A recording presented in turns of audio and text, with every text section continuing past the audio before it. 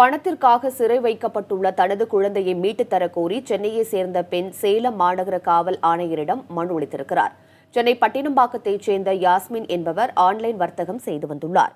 அவரிடம் அதே பகுதியைச் சேர்ந்த சங்கர் 7 லட்சம் ரூபாய் முதலீடு செய்திருக்கிறார். இந்த நிலையில் பணத்தை திருப்பித் தரக் கோரி யாஸ்மினின் 3 வயது குழந்தையை சங்கர் சிறைபிடித்து வைத்திருப்பதாக கூறப்படுகிறது. அதனை தனது உறவினர்களிடம் தெரிவிப்பதற்காக சேலம் சென்ற யாஸ்மின் அவர்களின் உதவியுடன் சேலம் மாநகர காவல் ஆணையரிடம் புகார் அளித்தார்.